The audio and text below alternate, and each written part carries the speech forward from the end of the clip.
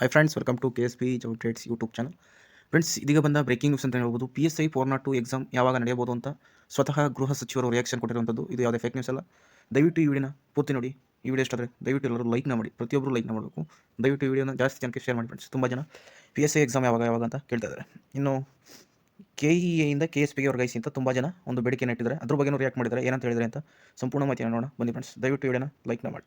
ನೋಡಿ ಫ್ರೆಂಡ್ಸ್, ಕೆಲವು ಅಭ್ಯರ್ಥಿಗಳು ಮತ್ತು ಕೆಲವು ಸಂಘಟನೆಗಳು ಇವತ್ತು ಬೆಳಗ್ಗೆ ಗೃಹ ಸಚಿವರನ್ನು ಭೇಟಿ ಮಾಡಿ ಒಂದು ಮನವಿಯನ್ನು ಮಾಡಿರುವಂಥದ್ದು. ನೋಡಿ ಫ್ರೆಂಡ್ಸ್, ಮುಂದಿನ 402 PSI ಪರೀಕ್ಷೆಯನ್ನು KEA ಇಲಾಖೆಯ ಜವಾಬ್ದಾರಿಯಿಂದ KSP ಇಲಾಖೆಗೆ ವರ್ಗಾಯಿಸಬೇಕೆಂದು ಮನವಿ ಸಲ್ಲಿಸಿದರು. ನೋಡಿ ಫ್ರೆಂಡ್ಸ್, KEAಯಿಂದ KSPಗೆ ಮಾಡಬೇಕು, ಯಾಕೆಂದರೆ ಅದು ಪೇಪರ್ ಕ್ವಾಲಿಟಿ ಚೆನ್ನಾಗಿಲ್ಲ ಮತ್ತು ಅವರು ಎಕ್ಸಾಮ್ ನಡೆಸೋಕ್ಕೆ ಬರಲಿಲ್ಲ ಎಂಬ ಕಾರಣದಿಂದ KEAಯಿಂದ KSPಗೆ ಹಳೆ ನಡೆಸಿದ್ರು ಅಂತ. ನೋಡಿ ಫ್ರೆಂಡ್ಸ್, KSP ಅವರು ಅವ್ರಿಗೆ ಕೊಡಿ ಅಂತ ಒಂದು ಮನವಿಯನ್ನು ಮಾಡಿರುವಂಥದ್ದು.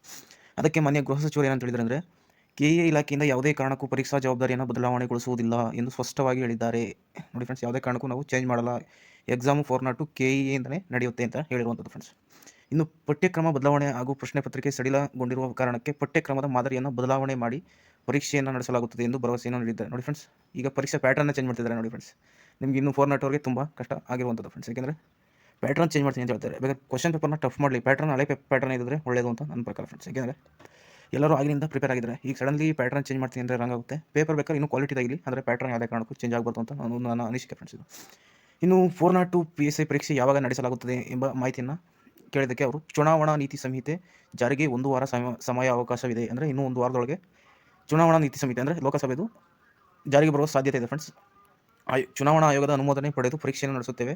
ಅನುಮೋದನೆ ಸಿಗಲಿಲ್ಲವಾದರೆ ಚುನಾವಣೆ ನಂತರ ಪರೀಕ್ಷೆಯನ್ನು ನಡೆಸುತ್ತೇವೆ ಅಂತ ಹೇಳಿರುವಂಥದ್ದು ಫ್ರೆಂಡ್ಸ್. ಇನ್ನು ಹೊಸ ಅಧಿಸೂಚನೆ ಬಗ್ಗೆ ಅವರು ಹಣಕಾಸು ಇಲಾಖೆ ಅನುಮೋದನೆ ಪಡೆದು ಖಾಲಿ ಇರುವ PSI ಹುದ್ದೆಗಳನ್ನು ಭರ್ತಿ ಮಾಡುತ್ತೇವೆ ಎಂದು ತಿಳಿಸಿರುತ್ತಾರೆ friends.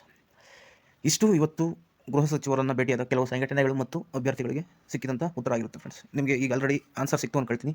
PSI 402 exam election commission ಅವರು ಏನಾರು ಪರ್ಮಿಷನ್ ಕೊಟ್ಟರೆ ಎಲೆಕ್ಷನ್ ಒಳಗೆ ನಡೆಸ್ತಾರೆ, ಅಥವಾ ಎಲೆಕ್ಷನ್ ಕಮಿಷನ್ ಅವರು ಏನಾರು ಪರ್ಮಿಷನ್ ಕೊಟ್ಟಿಲ್ಲ ಅಂದರೆ ಎಲೆಕ್ಷನ್ ಆದಮೇಲೆ ಎಕ್ಸಾಮ್ ನಡೆಯೋ ಸಾಧ್ಯತೆ ಇದೆ ಫ್ರೆಂಡ್ಸ್. ಇದಿಷ್ಟು ಫ್ರೆಂಡ್ಸ್ ಇವತ್ತಿನ ಮಾಹಿತಿ. ದಯವಿಟ್ಟು ಈ ವಿಡಿಯೋನ ಲೈಕ್ನ ಮಾಡಿ. Thank you for watching.